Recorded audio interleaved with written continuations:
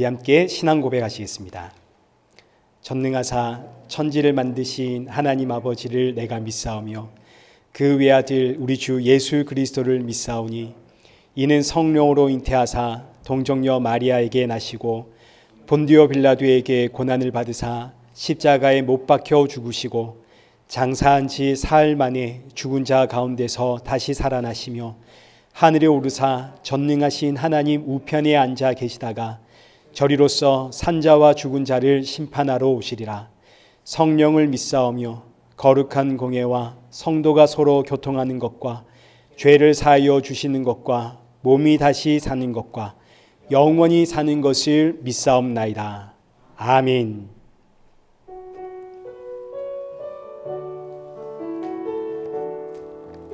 하늘의 문을 여소서. 하늘의 문을 여소서. 이곳을 주목하소서. 주를 향한 노래가 꺼지지 않으니 하늘을 열고 보소서. 이곳에 임재하소서. 주님을 기다립니다. 기도의 향기가 하늘에 닿으니 주여 임재하여 주소서. 이곳에 오셔서 이곳에 앉으소서. 이곳에서 드리는 예배를 받으소서. 주님의 이름만이 오직 주의 이름만 이곳에 오셔서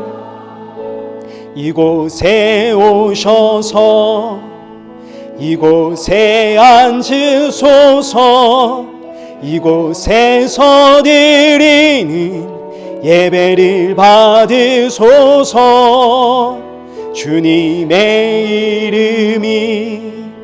주님의 이름만이 오직 주의 이름만 이곳에 있습니다. 우리 이 시간 예배 앞에 서 있는 내 모습을 다시 한번 점검하겠습니다. 오늘 주시는 말씀이 지치고 상한 내 영혼에 담비와 같은 말씀이 되어지도록 나의 마음을 열어주옵소서. 또 나뿐만이 아니라 함께하는 우리 사랑하는 성도들에게도 새 힘과 위로와 안식의 말씀이 되어지도록 이 시간 우리의 마음 열어주옵소서. 주시는 말씀 앞에 아멘 할 수 있게 하시고 또 주시는 말씀 앞에 나의 모습을 다시 한번 돌아보게 하여 주옵소서. 예배 앞에선 우리의 모습 돌아보며 우리 함께 기도의 자리로 나가겠습니다. 기도하겠습니다.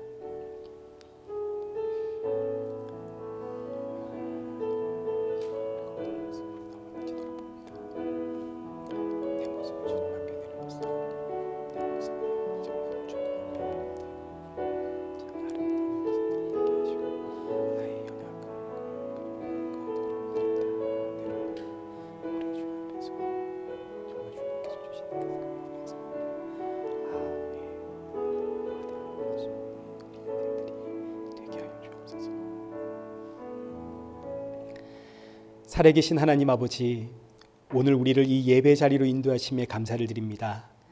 지치고 상한 심령들 이 자리에 모였사오니 오늘의 예배가 우리 성도들에게 위로와 평안과 안식의 예배가 되어지도록 크신 은혜 부어 주옵소서. 주가 주시는 생명의 말씀으로 새롭게 시작하는 이 한 주를 살아가며 날이 갈수록 예수 그리스도의 십자가의 은혜와 사랑이 더욱더 충만해지며 주님 오실 그날을 사모하며 살아가는 우리 성도들 되게 하여 주옵소서. 예수님의 이름으로 기도드리옵나이다. 아멘.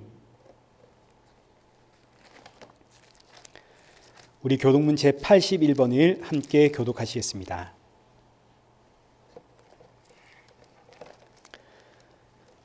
그러므로 주 안에서 갇힌 내가 너희를 권하노니 모든 겸손과 온유로 하고 오래 참음으로 사랑 가운데서 서로 용납하고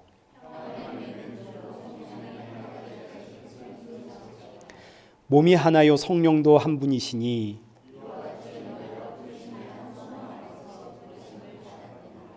주도 한 분이시요 믿음도 하나요 세례도 하나요. 함께 읽겠습니다. 만유 위에 계시고 만유를 통일하시고 만유 가운데 계시도다. 아멘.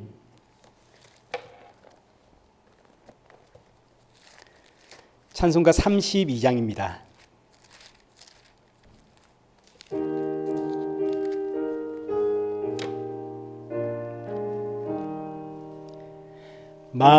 만유의 주제 존귀하신 예수 사람이 되신 하나님 나 사모하여 원히 섬긴 내 영광 되신 주로다.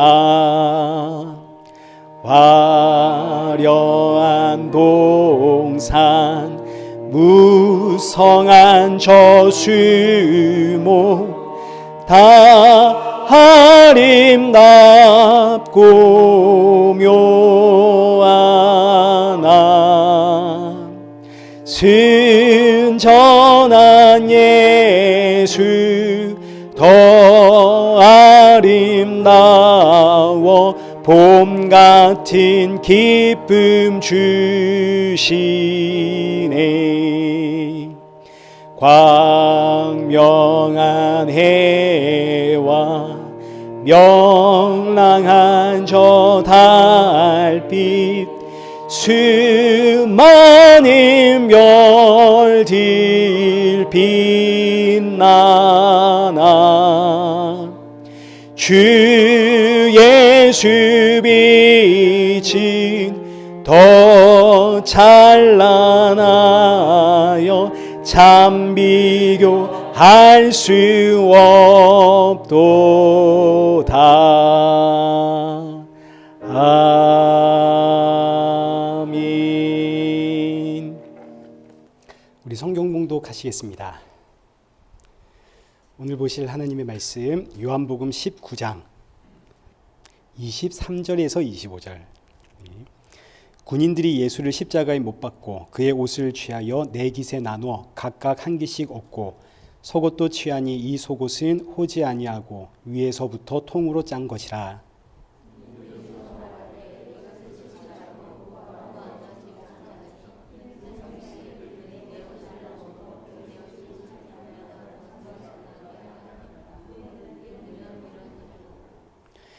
예수의 십자가 곁에는 그 어머니와 이모와 글로바의 아내 마리아와 막달라 마리아가 섰는지라.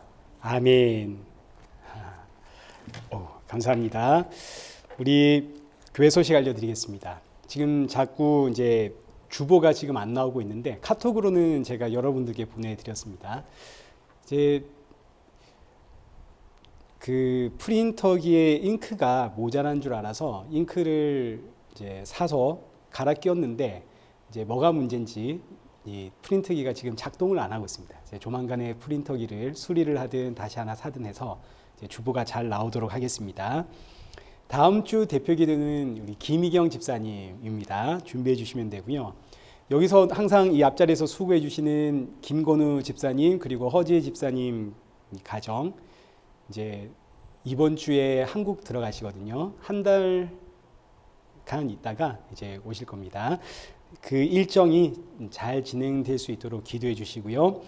그리고 또 우리 박중선 집사님 가정이 또 한 달간 잘 지내셨다가 또 왔습니다. 감사합니다. 너무 반갑습니다. 그리고 또 저희 교회에 계속 이제 자리를 지켜주고 계시는 저기 한나 씨 그죠? 제 딸이랑 이름이 똑같습니다. 지난주에 그 헌금함에 기도 제목도 쓰고 이렇게 해주셔서 제가 기도하고 있습니다. 잘 지내다가 돌아가시기를 바랍니다. 그리고 우리 지난주에도 오셨는데 목사님, 은퇴하신 목사님이 저희 교회를 지금 지난주에 오셨고 오늘도 또 오셨고 너무 감사합니다. 저희 교회 격이 올라갔습니다. 네, 너무너무 감사합니다. 우리 이 시간에는 은혜 아니면 살아갈 수가 없네 우리 함께 찬양하시면서 준비하신 헌금 하나님께 올려드리겠습니다.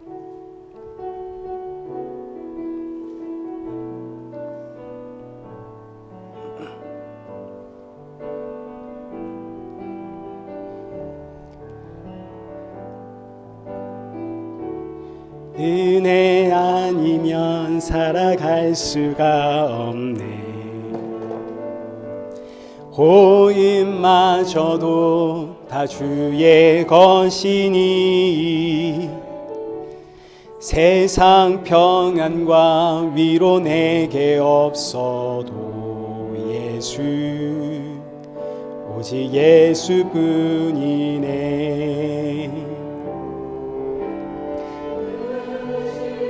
계획 다 볼 수도 없고 작은 고난에 지쳐도 주께 묻기 나의 모든 삶 버티고 견디게 하시네. 은혜 아니면 살아갈 수가 없네. 나의 모든 것 다 주께 맡기니 참된 평안과 위로 내게 주신 주 예수 오직 예수뿐이네. 기도하겠습니다.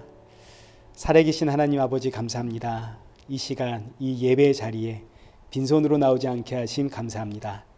비록 우리가 드리는 것이 작은 예물이지만 그러나 이 예물을 준비할 때마다 날 위해 십자가에 죽으신 예수 그리스도를 기억하게 하시고 돌아가는 성도들의 마음속에는 예수 그리스도의 십자가의 보혈이 충만케 하여 주옵소서.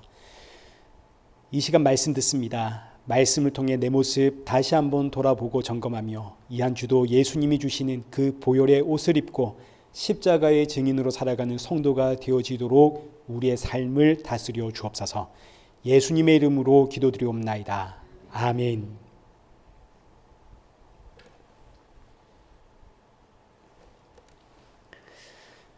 오늘 본문은 요한복음 19장 23절에서 25절입니다. 십자가 아래 마리아라는 제목으로 우리 함께 말씀을 살펴보도록 하겠습니다.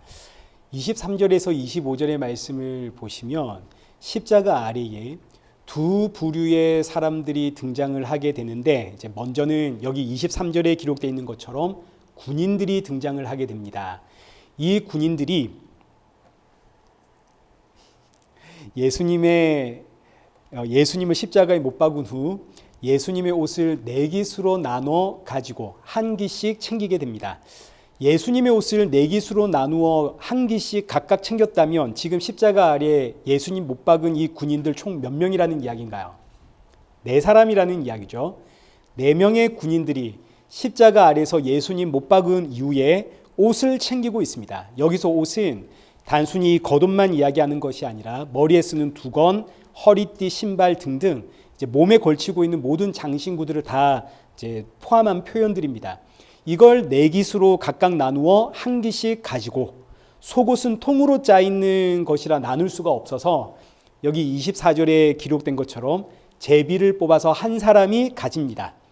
그리고 이것은 성경을 보니까 이미 계시된 말씀의 성취라 그러죠. 이 말씀이 어디에 있냐면 시편 22편에 있습니다. 시편 22편은 다윗이 예수 그리스도의 십자가의 사건을 미리 보고 기록한 성경입니다. 그래서 여기 7절과 8절 보시면 얼마나 예수님 사건과 정확한지 나를 보는 자는 다 나를 비웃으며 입술을 삐죽거리고 머리를 흔들며 말하되 그가 여호와께 의탁하니 구원하실 걸 그가 기뻐하시니 건지실 걸 하나이다. 그리고 18절 내 겉옷을 나누며 속옷을 제비 뽑나이다. 다윗이 보았던 십자가의 사건입니다. 다윗은 이 사건을 통해서 하나님이 보내신 구원자 그가 내 죄를 대신해 십자가의 죽음으로 내가 구원을 받는구나. 이걸 본 거죠. 그리고 이 십자가의 사건이 때가 되어 이 역사 가운데 나타났습니다. 십자가를 통해 하나님의 백성이 구원을 받는 이 구원은 하나님의 천지창조의 목적이고 동시에 이를 위해 예수님이 이 땅에 오셨습니다. 십자가를 통해 자기 백성을 구원해 내심이 천지창조의 목적이고 이 목적이 드디어 완성이 되었기 때문에 예수님이 하시는 말씀이 30절에 다 이루었다입니다. 다 이루었다. 창조가 완성이 되었다. 이제 여기에 대해서는 우리가 다음 주에 자세히 살펴보도록 하겠습니다. 다윗이 미리 보았던 것처럼 십자가 아래에 모여있는 4명의 군인들이 예수님을 십자가에 못 박은 이후에 예수님 조롱하면서 예수님의 옷을 챙기고 있습니다. 자, 그런데 반면 십자가 아래에는 또 다른 무리가 있는데 여기 25절입니다. 예수의 십자가 곁에는 그 어머니와 이모와 글로바의 아내 마리아와 막달라 마리아가 섰는지라. 십자가 아래에 또 다른 무리를 보시면 이제 2가지의 특징이 나오는데 첫째는 전부 다 여자입니다. 둘째는 이 여인들의 이름이 전부 뭔가요? 마리아입니다. 예수님의 어머니 이름이 마리아죠. 이모의 이름도 마리아고 글로바의 아내도 마리아고 막달라 마리아고 이렇게 또 총 4명이 나옵니다. 그러니까 앞서 4명의 군인들과 4명의 여인들 서로 대조를 이루고 있는 거죠. 그런데 이 여인들의 이름이 전부 마리아다. 자, 이제 우리가 오늘 이걸 살펴볼 텐데 여기서 먼저 왜 예수님이 십자가에 죽을 수밖에 없었나를 먼저 생각해 보도록 하겠습니다. 우리가 잘 알듯이 예수님 십자가에 죽으셔야만 하는 이유가 이 땅의 모든 인생들이 죄인이기 때문이죠. 하나님께서 이 땅에 오신 이유는 자기 백성을 구원해 내기 위함입니다. 그래서 이 땅에 오신 하나님의 이름이 예수입니다. 예수라는 이름의 뜻은 자기 백성을 죄에서 구원하는 자. 근데 놀랍게도 예수님은 유대인들에게 미움의 대상이 되었습니다. 얼마나 미운가? 예수님을 십자가에 달아 죽입니다. 왜일까요? 예수님은 자기 백성들을 구원하러 이 땅에 오셨는데 왜 이들은 예수님을 미워하고 십자가에 죽입니까? 그 이유는 예수님이 이들을 향해 죄인이라고 지적을 했기 때문입니다. 유대인들은 자신들이 하나님으로부터 특별하게 택함받은 민족이라고 생각을 했죠. 그리고 우리가 하나님으로부터 택함을 받은 이유는 그럴 만한 자격이 있기 때문이다라는 생각을 했습니다. 우리가 남달리 의롭기 때문에 그래서 하나님이 우리를 아시고 택하시고 율법 주신 것이다. 지금은 비록 조상들의 죄로 인해 하나님이 잠시 우리를 이방인들의 손에 맡겼지만 그러나 우리가 하나님의 말씀대로 살아가면 하나님께서 모세를 보내 우리 조상들을 애굽에서 구원해 내셨듯 여호수아를 통해서 가나안 원주민을 쫓아내셨듯 하나님께서 우리를 이 로마에서 구원해 내실 것이다. 이렇게 여겼죠. 그래서 이제 일어난 운동이 바리새 운동입니다. 바리새 운동.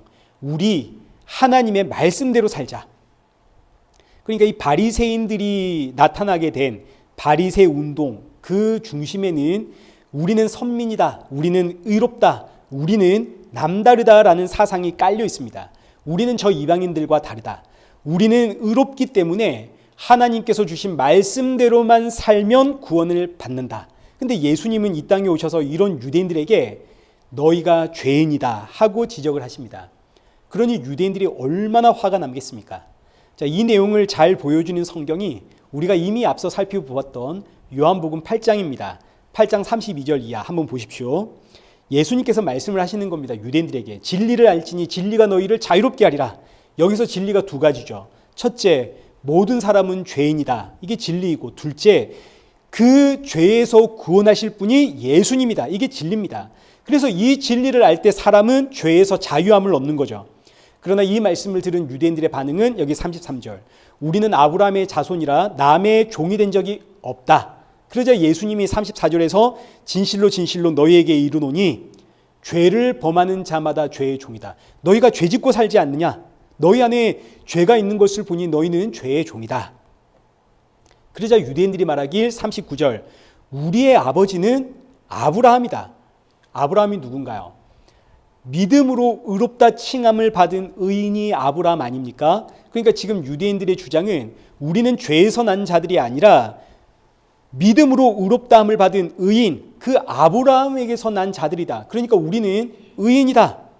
그러자 예수님 하시는 말씀이 여기 44절에 아니다. 너희의 아비는 마귀다.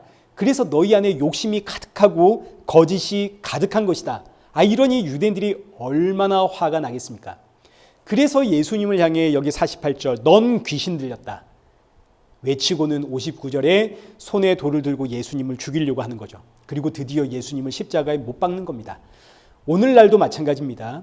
세상은 말할 것도 없고 교회 안에서조차 죄인이라는 이야기가 듣기 싫습니다. 한두 번 들을 때는 맞아 난 죄인이야. 근데 이것도 한두 번이지 계속 듣다 보면 화가 나죠. 초대 교회도 마찬가지였습니다. 여기 갈라디아서 6장 12절 보십시오. 무릇 육체의 모양을 내려 하는 자들이 거짓 교사들을 뜻하는 겁니다. 이들이 억지로 너희에게 할례를 받게 함은 그들이 그리스도의 십자가로 말미암아 박해를 면하게 한 뿐이라. 갈라디아 교회에 거짓 교사들이 들어왔어요. 지금 초대 교회 아닙니까? 할례를 가르칩니다. 근데 할례를 가르치는 이유가 뭐냐면 그리스도의 십자가로 말미암아 박해를 받지 않으려고입니다. 이게 무슨 이야기인가요? 그리스도의 십자가를 전하면 박해를 받는다는 이야기 아닙니까? 아니 예수님의 십자가 전하는데 박해를 왜 받나요? 예수님의 십자가를 전하려면 반드시 따라 나와야 하는 이야기가 뭡니까? 당신은 죄인입니다. 이게 따라 나와야 예수님의 십자가 이야기를 할 수 있는 거 아닙니까? 근데 이 말을 전하면 좋아할 자가 아무도 없습니다. 그래서 박해를 받습니다. 그러니 이 거짓 교사들이 십자가를 말하지 않고 할례를 말하더라 이거죠. 여기서 할례는 단순히 육신의 이 육체적 할례만 이야기하는 게 아니라 하나님이 주신 말씀대로 살자라는 뜻입니다. 하나님의 말씀대로 살자. 근데 이게 누가 하는 이야기인가요? 바리새인들이 하는 이야기 아닙니까? 하나님의 말씀대로 살아서 하나님이 주는 복을 받자. 이런 이야기는 모두가 좋아합니다. 그러나 아무리 당신이 하나님의 말씀대로 살아도 당신은 죄인입니다. 이러면 이야기가 다르죠. 싫습니다. 그래서 사도 바울이 여기 갈라디아서 5장 11절도 보십시오. 형제들아 내가 지금까지 할례를 전한다면 어찌하여 지금까지 박해를 받으리요. 사도 바울이 할례라는 율법, 하나님의 말씀대로 우리 삽시다라고 전했다면 박해를 받을 이유가 없었다는 이야기죠. 그러나 예수님의 십자가를 전했더니 박해를 받더라. 죄인이라는 소리에 좋아할 인생은 아무도 없는 겁니다. 예수님 유대인들에게 너희는 죄인이다. 죄인 정도가 아니라 너희의 아비는 마귀다. 유대인들이 얼마나 화가 나겠습니까? 그래서 예수님 잡아다 죽이려고 하는데 놀랍게도 이런 유대인들을 향해 예수님 하시는 말씀은 여기 마태복음 9장 13절 나는 의인을 부르러 온 것이 아니오 누구를 부르러 왔다고요? 죄인을 부르러 왔다. 그래서 복음인 겁니다. 너희는 죄인이다. 그래서 내가 너희를 구원하러 온 것이다. 예수님은 복음을 증거하는데 유대인들은 그 이야기가 좋나요? 싫나요? 너무너무 싫죠. 우리를 향해 죄인이라 부르는 예수님이 너무너무 밉습니다. 얼마나 화가 나는지 손에 돌을 들었고 십자가에 달았습니다.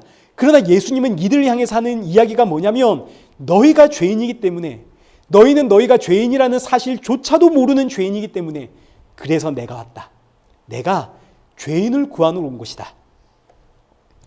유대인들은 자신을 죄인이라 지적하는 예수님 잡아다 죽이지만 예수님은 너희가 이렇게 죄인이기에 내가 너희를 구원하러 왔다.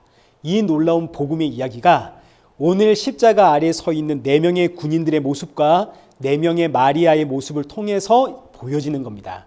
먼저 4명의 군인들 보겠습니다. 이들은 자신들이 죄인이라는 사실을 모릅니다. 그래서 예수님 십자가에 못 박은 후 그 예수님의 피가 뚝뚝 떨어지고 있는 십자가 아래서 뭐 하고 있나요?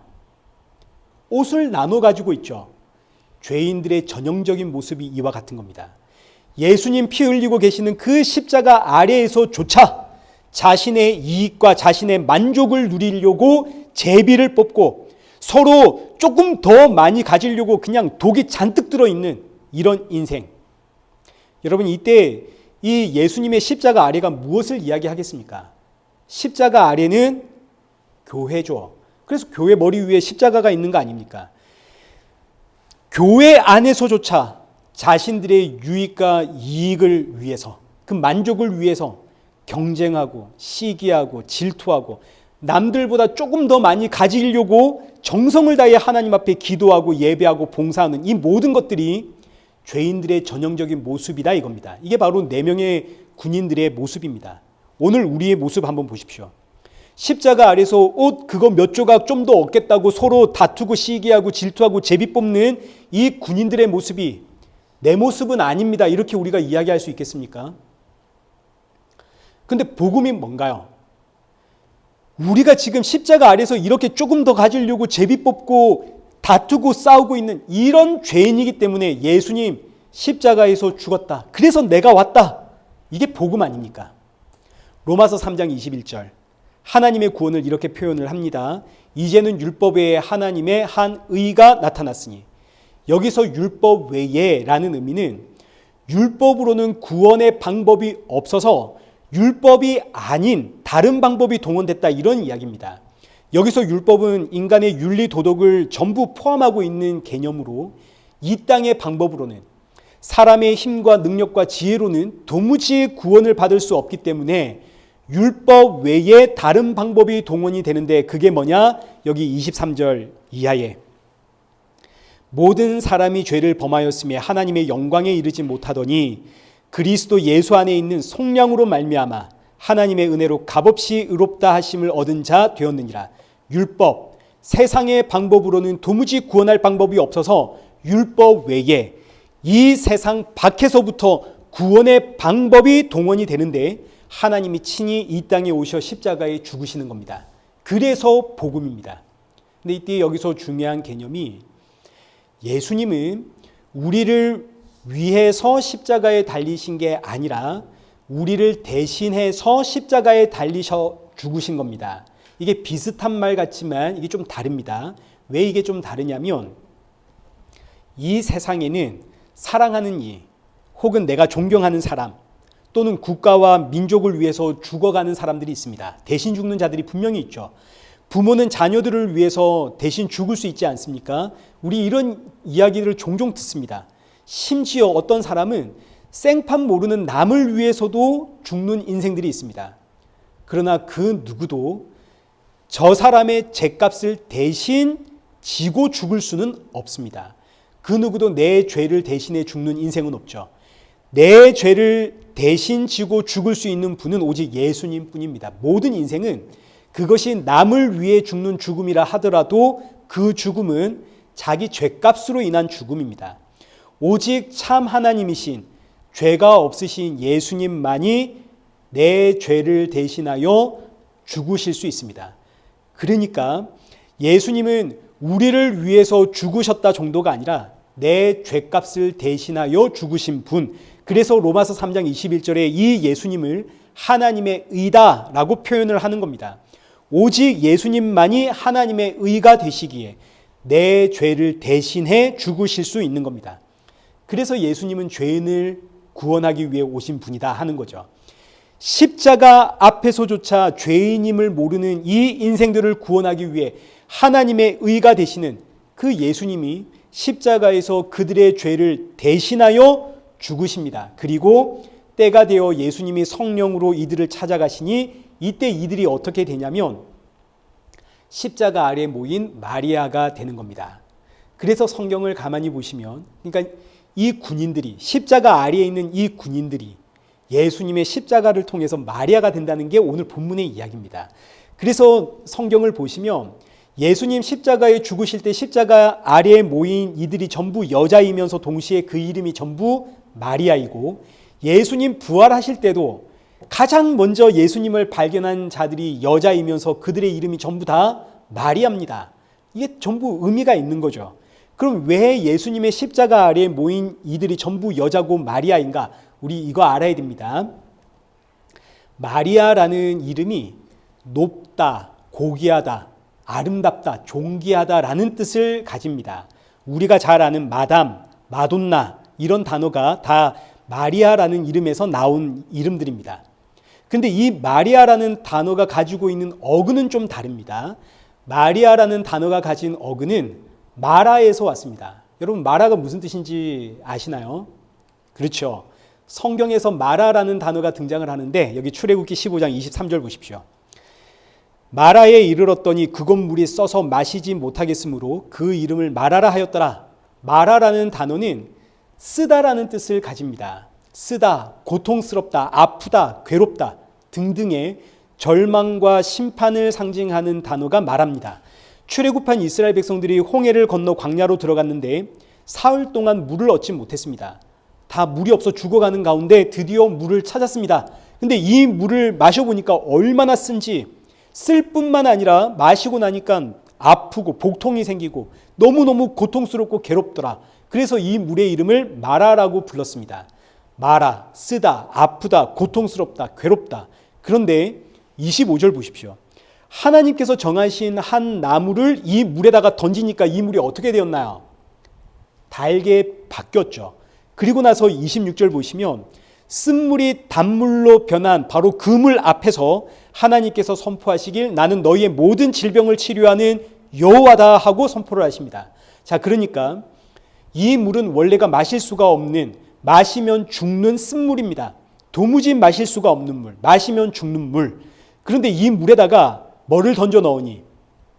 한 나무를 던져 넣으니 이 나무로 인해 이 쓴물이 모든 질병을 치료하는 생명의 물이 되더라. 그래서 나온 이름이 마리아입니다.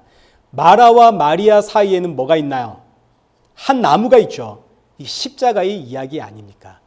마라가 마리아가 되더라. 무엇을 통해서? 십자가를 통해서. 그리고 보니까 성경에 마라라는 여인도 등장을 합니다. 룻기서를 보시면 나움이라는 여인이 등장을 하죠. 여기 룻기 1장 1절 보십시오. 사사들이 치리하던 때에 그 땅에 흉년이 드니라. 유다 베들레헴의 한 사람이 그의 아내와 두 아들을 데리고 모압 지방에 가서 거류하였는데 그 사람의 이름은 엘리멜렉이요 그의 아내의 이름은 나오미요. 유다 베들레헴에 흉년이 들었습니다. 베들레헴은 떡집이라는 뜻입니다. 떡집에 떡이 떨어진 거죠. 그래서 나오미는 남편과 두 아들을 데리고 떡을 찾아 모압 지방으로 떠납니다. 나오미는 육신의 떡을 찾아 베들레헴을 떠났지만 하나님의 백성은 육신의 떡으로 사는 게 아니죠. 하나님이 주시는 생명의 떡으로 사는 인생입니다. 그러니 하나님을 떠나 이 베들레헴을 떠나 간 이 나오미를 하나님께서 내 백성이니까 다시 불러내시는데, 다시 베들레헴으로 불러들이시는데 이 방법이 이 나오미에게는 너무너무 고통스럽습니다. 육신의 떡을 찾아 모압 땅에 도착을 했더니 갑자기 어느 날 남편이 죽고 두 아들이 죽습니다. 그러니까 나오미의 가문의 대가 거기서 끊겨버렸죠. 그런데 그때 들리는 소리가 뭐냐면 여기 6절 베들레헴에 떡이 있다는 소식입니다. 육신의 떡을 쫓아 모압 땅으로 간 나오미. 근데 그곳에서 모든 걸 잃어버리고 결국은 살기 위해 다시 며느리와 함께 떡이 있다는 베들레헴으로 돌아가게 되는데, 베들레헴에 도착한 나오미가 자신을 알아보는 사람들에게 하는 말이 이제 19절과 20절입니다. 이에 그 두 사람이 베들레헴까지 갔더라. 베들레헴에 이를 때 온 성읍이 그들로 말미암아 떠들며 이르기를 이가 나오미냐 하는지라. 나오미가 그들에게 이르되 나를 나오미라 부르지 말고 나를 뭐라고 불러라? 마라라 불러라. 사람들이 나오미를 보고 깜짝 놀래 달려 나오자 나오미가 나를 나오미라 부르지 마라. 나를 마라라 불러라. 마라. 슬프다. 아프다. 괴롭다. 쓰다. 나는 너무너무 고통스럽다. 난 모든 것을 잃어버렸고 우리 가문의 대는 끊겼다. 나는 저주를 받았다. 내 이름은 마라다. 그런데 이때 유대 사회에는 가문의 대가 끊어지지 않도록 가문을 이어주는 법이 하나 있는데, 남편의 친족 중 하나가 아들을 낳아서 주는 겁니다. 오늘식으로 말하자면 입양인 것이죠. 나오미의 며느리, 이제 룻 아닙니까? 나오미의 며느리가 남편의 친족 보아스와 결혼을 하고 아들을 낳습니다. 그리고 이 아들을 나오미에게 줍니다. 그러자 여기 룻기 4장 16절 나오미가 이 아기를 받아 품에 안자 수많은 여인들이 나와서 나오미를 축하를 하는데 14절 여인들이 나오미에게 이르되 찬송할지로다 여호와께서 오늘 내게 기름 부을 자가 없게 하지 아니하셨도다. 이 아이의 이름이 이스라엘 중에 유명하게 되기를 원하노라. 이는 내 생명의 회복자이며 내 노년의 복량자라. 곧 너를 사랑하며 7 아들보다 귀한 내 며느리가 낳은 자로다 하더라. 나오미가 아기를 안으니까 베들레헴에 있는 모든 여인들이 나오미를 축복하고 나오미는 그 여인들에게서 존귀함을 얻게 됩니다. 그러니까 이제 이 나오미가 뭐가 되었다는 이야기인가요? 마리아가 되었다는 이야기죠. 원래 나오미는 자기를 뭐라고 불러라 했나요? 마라라 불러라. 그런데 누구를 통해서 이 마라였던 나오미가 마리아가 되는가? 한 아기를 통해서. 그럼 이 이야기는 누구 이야기하는 겁니까? 예수님 이야기하는 거죠. 그래서 예수님이 다른 나라도 다른 마을도 아니고 이 베들레헴에 오시는 겁니다. 떡집에 생명의 떡으로 오셔서 태어나자마자 짐승들의 구유, 짐승들의 밥통 아닙니까? 그 밥통에 누우시고 온 이스라엘 백성들에게 나를 먹으라. 나는 하늘에서 내려온 산떡이다. 내가 생명의 떡이다. 자, 그러니 이제 이 말씀을 오늘 본문에서 한번 보십시오. 오늘 본문엔 십자가 아래에 두 부류의 사람이 있죠. 첫 번째는 십자가 아래에 모여있는 군인들. 이들은 죄인이면서도 자기들이 죄인인지를 모릅니다. 이들의 인생의 끝은, 이들은 지금은 막 즐겁고 재밌고 행복하고 그럴지 몰라도 이들의 인생의 끝은 절망이고 심판입니다. 이들의 인생의 끝은 쓰고 아프고 고통스럽습니다. 죄로 인해서. 그러니 이들을 뭐라고 부르면 좋을까요? 마라라고 부르면 좋겠죠. 근데 이 마라가 예수님의 십자가를 통해서 뭐가 되나요? 마리아가 되는 겁니다. 마리아가. 출애굽기의 표현으로 하자면 이 마라에게 한 나무를 던지니까 마리아가 되고, 룻기의 표현으로 하자면 이 마라에게 한 아들이 찾아오니 마리아가 되고, 오늘 본문에 등장하는 4명의 군인들과 4명의 마리아가 바로 이 이야기를 하고 있는 겁니다. 마라가 마리아로 바뀌는 이 일을 위해 십자가가 있는데 이것이 바로 하나님의 구원, 창조의 완성이더라. 나는 내 인생의 유익을 위해서 몇 조각의 옷이라도 더 많이 가지려고 기를 쓰고 경쟁을 하고 다투고 시기하던 난 그런 인생인데, 예수님의 십자가가 골고다라고 하는 내 해골 위에 세워지니까 세상에 나 같은 죄인이 존귀하고 사랑스럽고 너무너무 고귀한 마리아가 되더라. 그러니 십자가 아래엔 마리아만 모인다 이겁니다. 예수님의 십자가 아래에 마라였던 내 인생이 변하여 마리아가 되었습니다. 근데 왜 하필 이들이 전부 여자인가요? 여자는 뭐 무슨 종교심이 좀 더 많아서, 여자가 의리가 많아서 십자가 아래 여자입니까? 그런 게 아니죠. 성경을 보시면 최초의 마라였던 인생이 하와입니다. 하와가 선악과를 먹고 마라가 된 거 아닙니까? 그런데 이 하와가 어떻게 창조가 되었는가 한번 생각해 보십시오. 아담의 갈비뼈를 가지고 하나님이 하와를 창조하셨죠. 그러면 하나님께서 아담의 갈비뼈를 뽑을 때 성경은 하나님께서 아담을 깊은 잠에 빠지게 한 다음에 갈비뼈를 뽑아 하와를 창조했다고 하지만, 우리의 상식으로 갈비뼈를 뽑으려면 어떻게 해야 되나요? 옆구리를 찢어야겠죠. 옆구리를 찢으면 피와 물이 쏟아집니다. 그러니까 하와는 아담의 옆구리에서 피와 물을 쏟아내므로 창조된 여인입니다. 그럼 이게 지금 무슨 이야기냐면 십자가에 달리신 예수님의 이야기를 하는 겁니다. 그래서 아담을 예수님의 모형이라 하는 거죠. 아담의 옆구리에서 피와 물을 쏟아내므로 여자가 창조되었듯 십자가에 달리신 예수님의 옆구리를 창으로 찔러 그 피와 물을 쏟아내심으로 여자가 재창조된 사건입니다. 이때 여자는 예수님의 신부 이야기하는 것이지 성별 이야기하는 게 아닙니다. 저와 여러분이 예수님의 신부 아닙니까? 우리가 예수님의 물과 피로 새롭게 재창조된 여자입니다. 그래서 십자가 아래에는 예수님의 신부가 되는 여자들, 예수님의 살과 피로 고귀하고 존귀한 하나님의 백성으로 재창조된 새로운 피조물이 된 마리아만 있는 겁니다. 그러니 십자가 아래에 이렇게 마리아가 된 인생들은 누구를 보겠습니까? 나의 참된 신랑이신 십자가의 예수님만 바라보겠죠. 이게 바로 교회입니다. 교회는 십자가의 예수님 바라보는 공동체입니다. 그리고 이 교회라는 공동체 안에는 두 부류의 인생이 있습니다. 첫째는 자기가 죄인임을 모르는 마라가 있습니다. 둘째는 마라에서 마리아가 된 성도가 있습니다. 그러니 이 두 부류가 있으니 교회가 잠잠할 수가 없죠. 교회 안에는 온갖 마라들이 예수님의 십자가 아래서 옷 한 조각이라도 더 가지겠다고 시기하고 다투고 원망하고 불평하고, 그러나 그렇다고 해서 이들이 하나님의 백성이 아닌 건가요? 그렇지가 않죠. 때가 있습니다.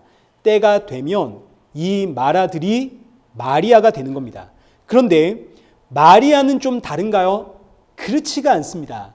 마리아가 되면 맞아, 내가 죄인이야, 이 사실을 알게 되고 나의 참된 신랑은 예수님이지, 예수님 바라보게 되지만, 그러나 그렇다고 해서 마리아의 죄의 본성 사라졌습니까? 안 사라졌습니까? 안 사라졌죠.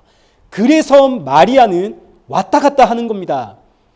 마라와 마리아는 성도 안에 공존하고 있다고요. 잠시 정신이 나가면, 작은 손해도 보기 싫어가지고 온갖 진상을 떱니다. 교회 안에서. 정신을 차리면 예수님의 십자가 앞에서 회개하고 있습니다. 어느 날은 세상 그렇게 까칠했다가 어느 날은 세상 그렇게 은혜가 넘칩니다. 성도는 언제나 마라와 마리아를 왔다 갔다 하게 됩니다. 그러나 여러분, 이런 내 모습에 얼마나 많은 이들이 상처를 받고 시험에 들고 교회를 떠날까를 한번 생각해 보십시오. 그래서 성경은 성도에게 기도하라 하는 겁니다. 이건 기도 외에는 답이 없는 문제거든요. 하나님, 자꾸만 마라가 되려고 합니다. 내 안에서 짜증과 분노가 표출되지가 않도록 내 마음과 생각과 중심 붙잡아 주십시오. 여러분, 기도하셔야 됩니다. 내가 마라가 되면 누가 좋아할까요? 마귀가 좋아하겠죠. 반면 내가 마리아가 되어 예수님 쳐다보면 누가 좋아하나요? 하나님이 기뻐하시겠죠. 그래서 성경이 히브리서 3장 1절에 예수를 깊이 생각하라 하시는 겁니다. 예수님과 그 십자가를 깊이 생각하라.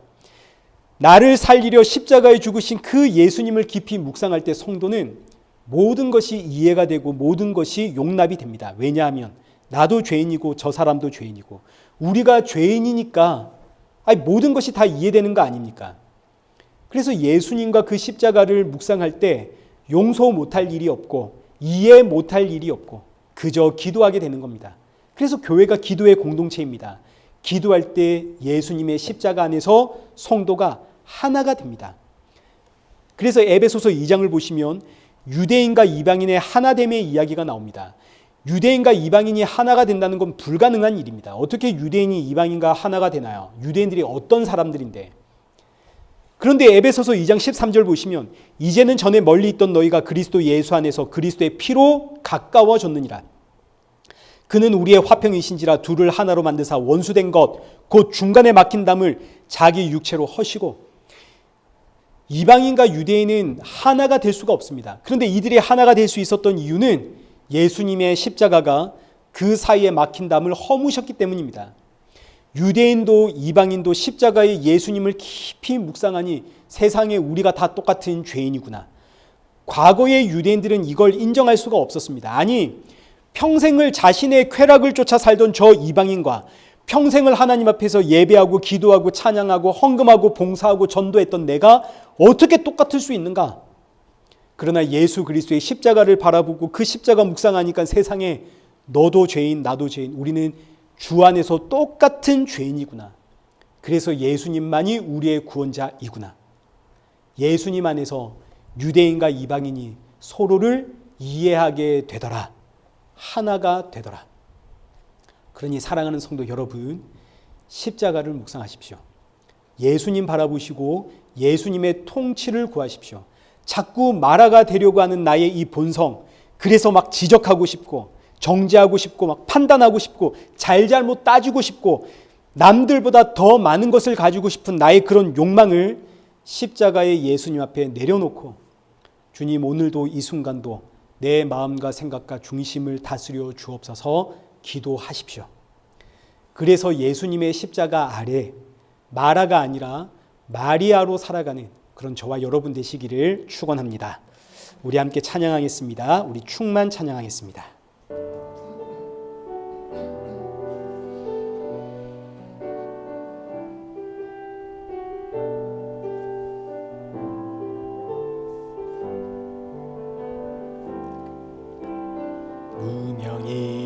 하여도 공허하지 않은 것은 예수 안에 난 만족함이라. 가난하여도 부족하지 않은 것은 예수 안에 오직 나는 부여함. 고난 중에도 견뎌낼 수 있는 것은 고난 중에도 견뎌낼 수 있는 것은 주의 계획 믿기 때문이라. 실패하여도 일어설 수 있는 것은 예수 안에 오직 나는 승리함이라.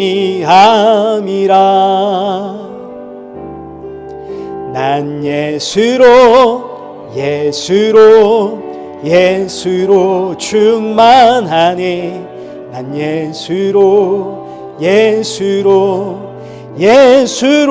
충만하네. 난 예수로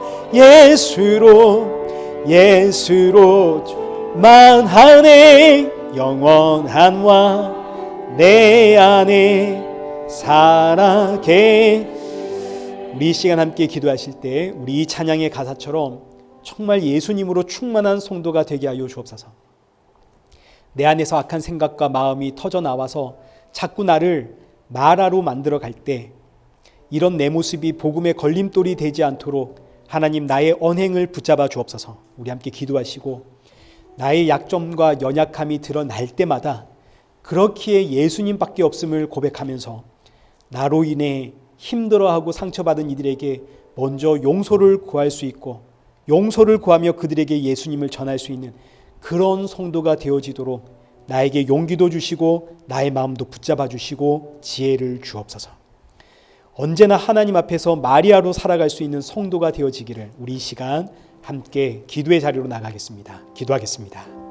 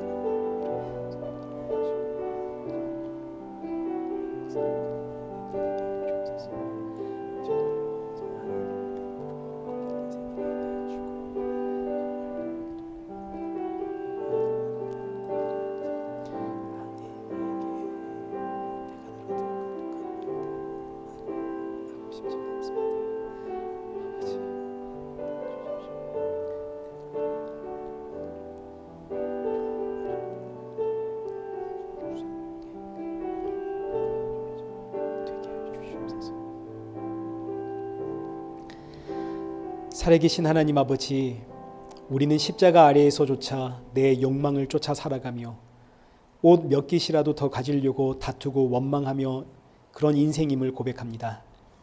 이런 우리를 살리려 주님 십자가에 죽으시고 우리를 마리아라 칭해 주시니 이 귀한 은혜를 어떻게 표현할 수 있겠습니까? 그저 주님 나를 부르시는 그날까지 나를 마리아로 불러주시는 아버지의 은혜 앞에 감사하며 찬양하며 날 구원하신 이 생명의 복음 담대히 증거하며 무엇보다 나로 인해 힘들어하는 이들에게 먼저 찾아갈 수 있는, 그래서 주 안에서 화목을 이루는 성도가 되어지도록 인도하여 주옵소서. 이 땅을 살아가면서 우리에게 필요한 것들이 너무너무 많습니다. 그러나 참된 필요는 예수님이십니다. 하나님은 이미 우리의 모든 필요 채워주셨습니다. 이 신앙 고백으로 모든 상황 가운데 자족할 수 있고 감사할 수 있고 찬양할 수 있는 성도가 되어지도록 성령의 충만함 부어 주옵소서. 마귀 사탄의 유혹 앞에 깨어있어 십자가의 예수님 바라보는 성도가 되게 하여 주옵소서. 예수님의 이름으로 기도드리옵나이다. 아멘. 이제는 우리 주 예수 그리스도의 은혜와 성부 하나님의 크신 사랑과 성령 하나님의 위로교통 충만하심이 마라였던 나를 마리아로 부르기 위해 십자가에 죽으신 그 하나님의 은혜와 사랑 앞에 감사와 찬양을 올려드리며 이 복된 소식의 증인으로 살아가는, 그러며 주님의 오실 그날을 사모하며 살아가는 우리 일회교회와 성도들과 온 세계 교회 머리 위에 이제로부터 영원토록 함께 있을지어다. 아멘.